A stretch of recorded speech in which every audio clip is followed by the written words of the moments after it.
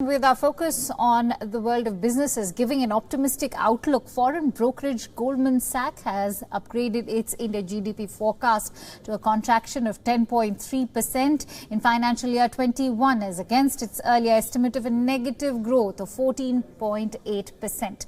Now, the US-based firm said that developments on the vaccine front, where two candidates have posted satisfactory progress, will be very helpful in the recovery. The Reserve Bank expects India's GDP to contract by 9.5% on real basis in the ongoing fiscal because of the impact suffered by the economy during the COVID-19 pandemic.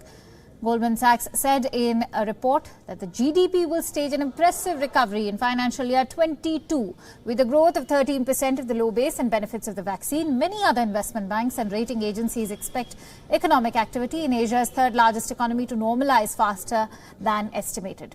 Before that, last week, rating agency Moody's Investors Service also revised upward India's gross domestic product forecast for year 2020 to minus 8.9% contraction from minus 9.6% projected earlier.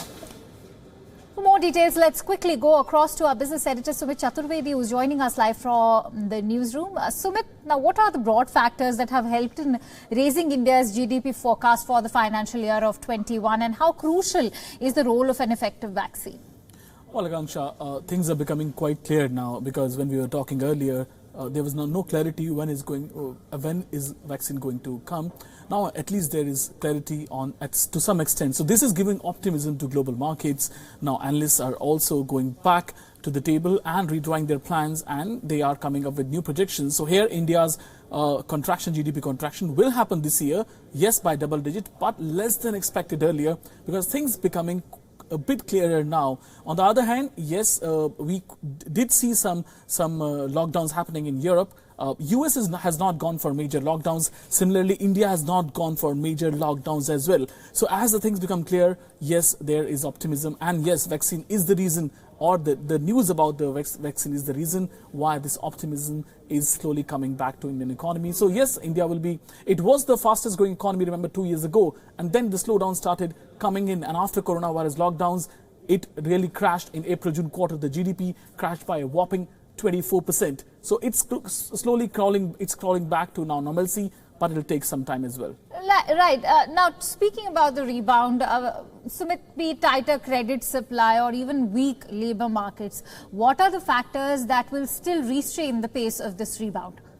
Well, again, the biggest factor would be anything linked to coronavirus or lockdowns, though it's not likely that India will go for a pan-country lockdown, what we saw, similarly to what we saw in March. There could be some small closures, but that won't impact economy to much extent. Also, the festival season was there, so all the pent-up demand, it came out. So this is the biggest factor that has contributed.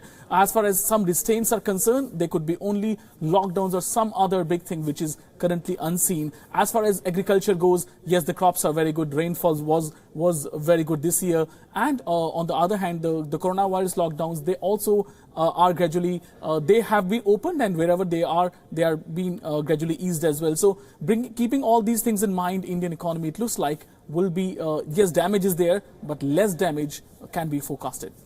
Less damage, and perhaps a lot can be expected when the vaccine actually arrives. Let's leave it at that. So thank you so much for bringing us all those inputs.